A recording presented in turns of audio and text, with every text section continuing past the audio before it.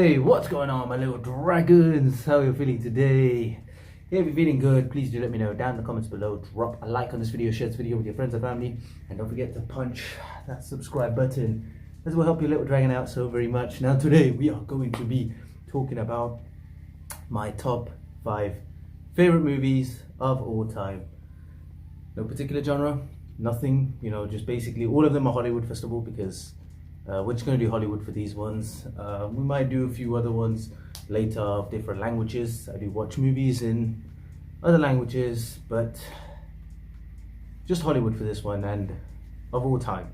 So movies I've seen for a long time ago, movies I've seen recently. All of these considered, there are movies I really enjoyed. In fact, I'm going to do an honorable mention for a few franchises.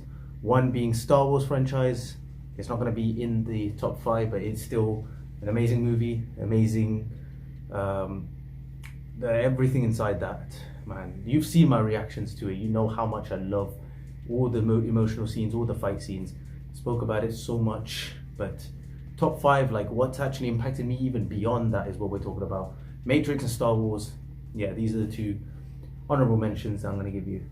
But yes, without further ado, we're going to get right into this, and I'm going to tell you why, and I'm going to tell you basically the impact it created on me, and let's see if you guys agree or what you guys favorites and all of that stuff. Let me know down in the comments below. So yes, without further ado, we are going to hop right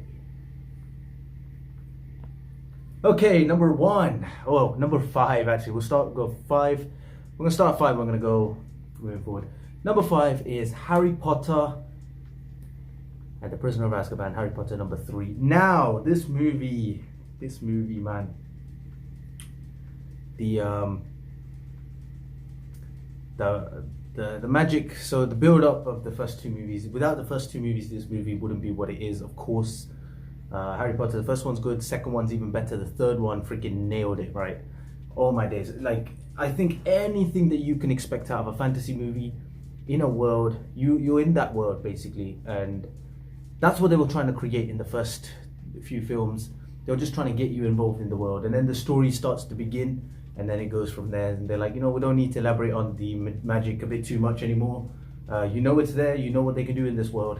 So let's go from there. And this was the movie that broke it. This was the movie that actually started out into the dark theme, Harry Potter, when it started getting all dark. Story and the involvement, man. How I could just feel being in that film, man.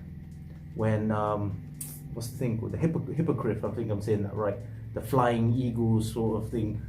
Oh my days. Like when Harry flies on that, it wasn't even in 3D, man. I could feel myself, and I was having dreams about that, man. I was having so many dreams that I was flying on some bird like that. Oh my god. Give me that experience again, man. I want a cinema experience of that. Why didn't I go to cinema to see this, man? I want a cinema experience just like that. I know Avatar does things like this as well, which I didn't see in cinema. I didn't, but yeah, but Harry Potter has the touch that Harry Potter has. There is nothing that goes into it. Also, yeah, the time turner, the time travel scene was the best. I think it's one of the best time travel scenes I've ever seen in my life. All the things that happened on that day, especially up until that day, and on that day what happens. And then when Harry and Hermione go back in time, and then things start to make sense, and the paradoxes, when Hermione's the one that throws the rock and it hits Harry in the head, and those scenes. So that's what they experienced the first time. Them saving the hippogriff, them saving Buckbeak. Hippogriff's name is Buckbeak. Them going back to show that Sirius Black is not actually a bad person. All that stuff, and they releasing him from prison. It was just brilliant. Just an amazing film to watch and to experience. Hey, make more movies like that, man. Please, Hollywood. We need more movies like that. So that's my number 5. Okay, number 4. This one, I had to think about this for a while. And this movie would not be on people's favorite list. I've never heard anyone talk about this, but when I seen it, I fell in love with this movie, especially Will Smith's performance, which is from I, Robot.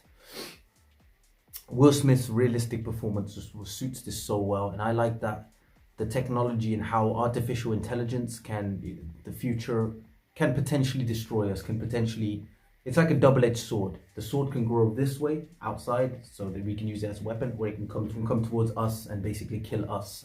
Now, that whole factor and how he finds out, it's like a suspense thriller within a sci-fi movie.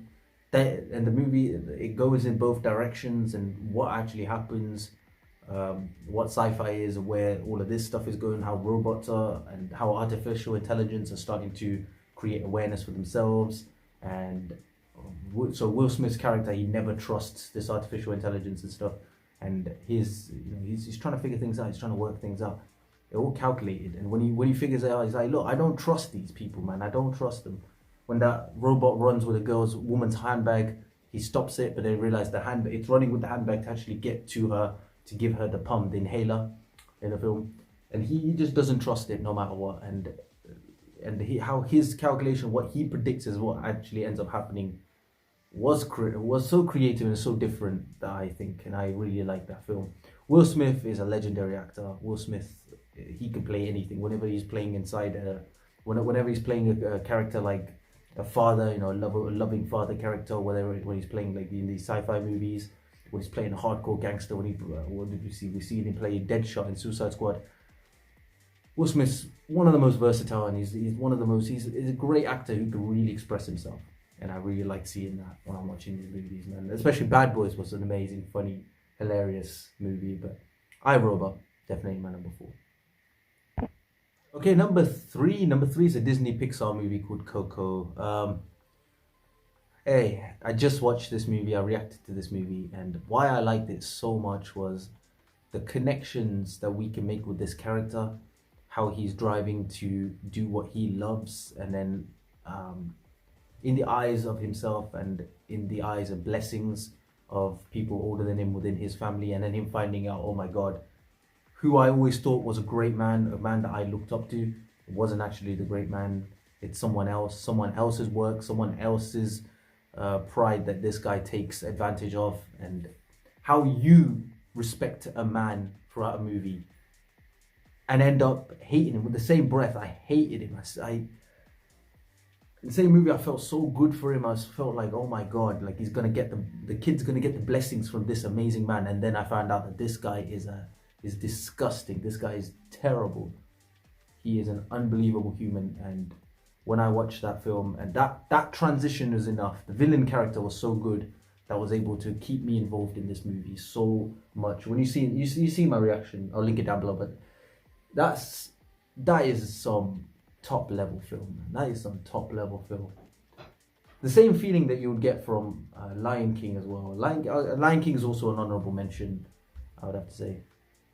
But this film is just superb, man. This film is just magnificent, I would say. How well it actually connects.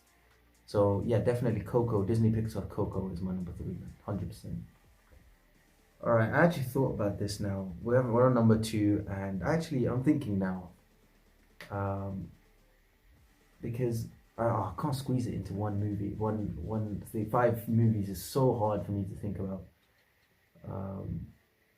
Scream is actually another movie that I have to put in the honorable mention. Scream number 1 is actually a great, fantastic movie that I have to mention.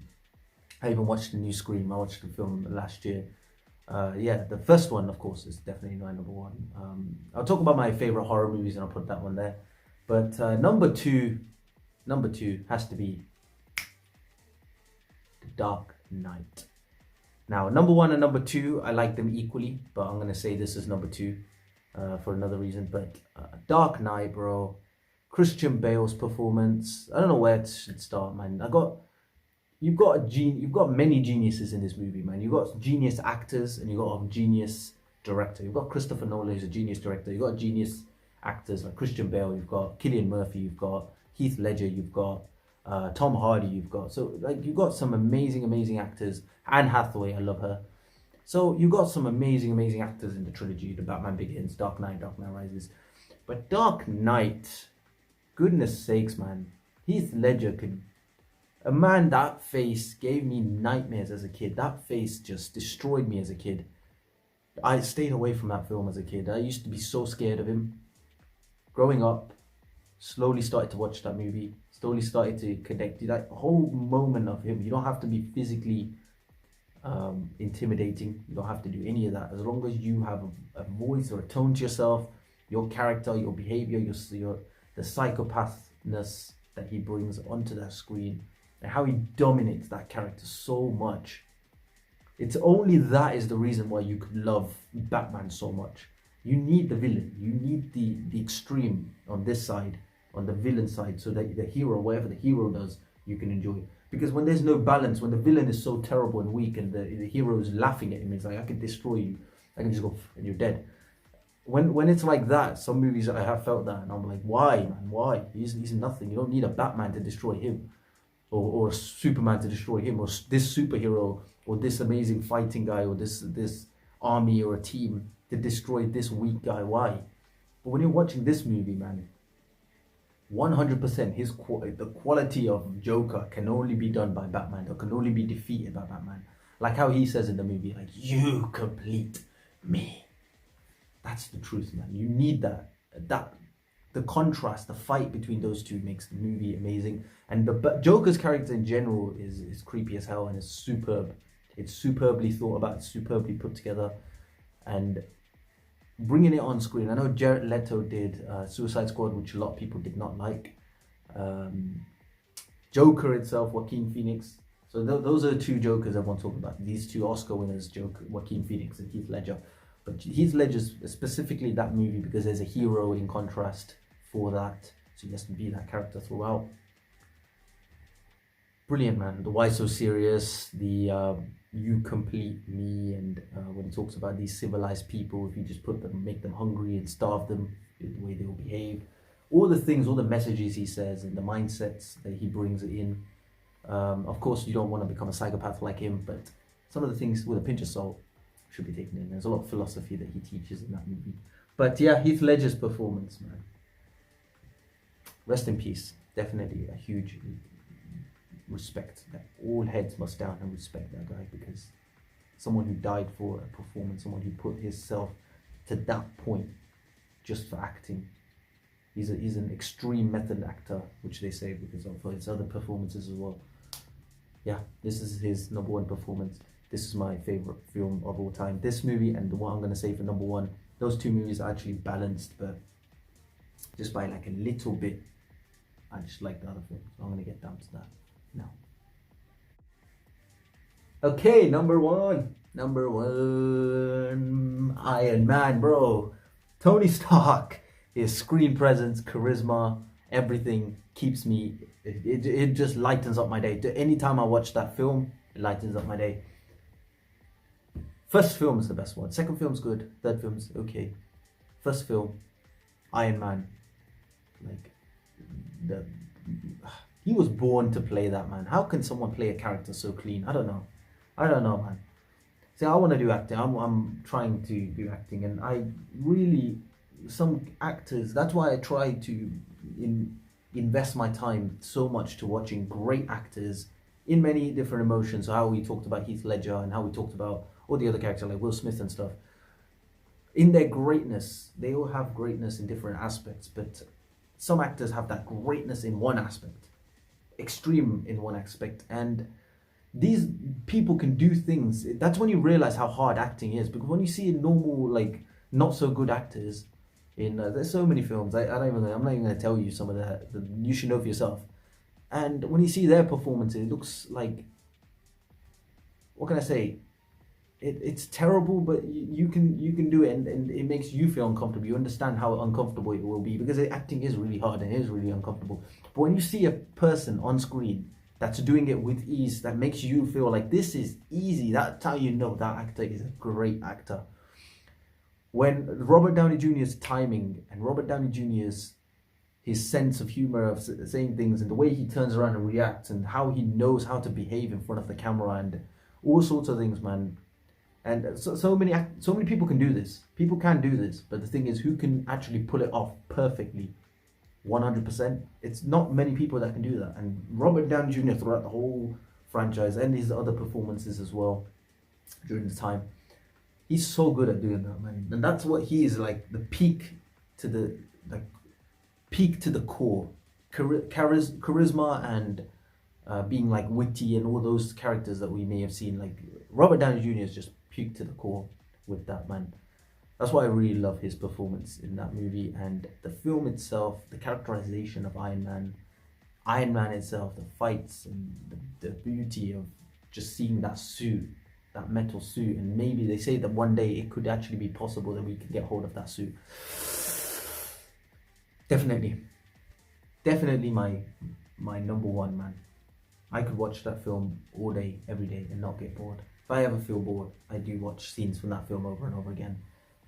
My favorite scene from the movie, the last fight, I like when he goes and the scene where he actually puts the suit on for the first time and he goes and saves those people from, is it Gomeria or something? He saves the civilians from there, from the guy who's trying to torture them, the guy, the army, and how he doesn't actually kill the guy. What he does is he kills the team, he destroys his entire army and weapons and gets rid of all of that, and he picks him up and he throws him into the crowd and he's like, it's all yours, and he flies off, and then he goes and destroys the tanks and stuff. That is some badass, man. That's why those equipments, as long as it's in the hands of the good people and you want them to go and save that, of course, if Iron Man was real and only the right people, we can't have, of course, the bad people, if they get hold of it, now they're going to screw up a good country. But if the good people get hold of it, now they're going to stop this harm and stop people from getting tortured, and basically what they have in that film. So one day we might get a hold of that, man, and someone might become like Iron Man and save all of us, save all the bad, kill all the bad energy and save the good energy. We need that, man. That's what we need. That movie was so cool, and how he creates the suit for the first time, and how the guy that creates the arc reactor saves Iron Man's life, and he creates that room, and he jumps out, saves himself, he escapes out of the cave. They're all so iconic. And the betrayal of Obi, and how usually in superhero movies the villain has something else, here's something else going on, his story is different and the hero's story is different, how they come together. But as far as Iron Man is, all his villains are based on him. Whether it's Killian from Iron Man 3, that's based on him, because Iron Man humiliates him back in 1999, so he comes back. And then the other guy, of course, Whiplash, he's related to Iron Man, he wants to be like Iron Man, so he creates like a arc reactor thing and the whip. So all the villains, and Obi is actually jealous of him. He wants the company. So all these people are jealous of Iron Man, and that's the reason. All these people are jealous of Tony Stark. That's the reason, and that's the path it goes down. So if it weren't for Iron Man, these villains won't exist, kind of. And I like that. I like that approach to it. It was so different, and that's what makes it my favorite movie. So yeah, I've told you my 5 favorite movies of all time now. Don't want any emotional movies, because for me movies are like entertainment wise. There are some emotional movies I do like. Recently there were some films I've seen, there's loads of films I've seen that's emotional or connectivity wise, but films I like it to be entertaining and a message. It makes me feel a good way, and that feeling should go on for a long time. It's been years since I've seen Iron Man, and I still have that good feeling till today. Dark Knight, same thing, I have that feeling today. Coco, I have that feeling today. I, Robot, I have that thing today. And Harry Potter, when I like to just watch the first 3. The third one is my favorite, Harry Potter. I do like the other ones as well. 4th one, to me, it felt like it was getting slower. 5th one got really slow. 6th one, 7th is okay. 8th one, it got right way up. Definitely Others Part 2 just shot right up. Especially the last fight, the battle between Harry and Voldemort. And them going in the path to destroy, especially in the 6th one or 7th one, when they went in the path of killing or destroying the Horcruxes in order to get to the last Horcrux, so that Harry can fight the big battle between 2 master wizards. That was it was going interesting. They could have probably made it a bit more interesting, but it was going pretty interesting in that sense. That's what made it enjoyable afterwards. It got to that point afterwards. But yeah, number 3 was my favorite one, definitely. Prisoner of Azkaban. I just had to say that one. So yeah, what else? I didn't mention any of my favorite actors' movies. Johnny Depp's my favorite actor. I didn't actually mention any of his movies. If this was top 10, I think there would be more of his movies, but these movies have more of an impact on him. Johnny Depp movies, I do like his movies. I love his movies so much. Yeah, I'm not saying that I don't like, there are other movies I like, but these are like my top 5. These are like the top ones that I love. So yeah, My Little Dragons. Let me know what you guys thought about this in the comments. Let me know what you guys' favorite movies are down in the comments as well. If you agree with me, if you like, it's interesting. I've never heard anyone telling me Iron Man's their favorite movie. To me, it is. That's just it. But if you guys have films that you love and tell me why, let me know down in the comments. If you want me to react to Iron Man, if you want me to react to any of these movies or any movies that you guys want, let me know in the comments and I will, whenever I get time, I will check them out. But it. Ooh. Nail. Thanks so much for watching, my little dragons. If you enjoyed this video, don't forget to drop a like, don't forget to share, don't forget to punch that subscribe button, and yeah, comment down below what you want me to react to and what videos you want me to do next month. And yes, links to my training videos, links to my playlist and all of that will be down in the description below, so please go and check that out. Show your love to those videos as it will help me out. It will make my day, man. It'll make me so happy. Put a lot of effort into making those videos. And yeah, if you show your love by sharing and subscribing. And what else? What else, man? Let me know if you're feeling good down in the comments. That'll make my day as well, man. I'd love to make you guys feel like how these movies have a great impact on me and make me feel a certain way. I love my videos to make other people feel a certain way, a good, positive way. So if it does, let me know. And yeah, keep engaging. That's how we're gonna roll. My little dragons. Thanks so much for watching, man. You're amazing. You're awesome, man. Stay home, stay safe, stay blessed, stay awesome, my little dragons. And I'll see you all in the next video now.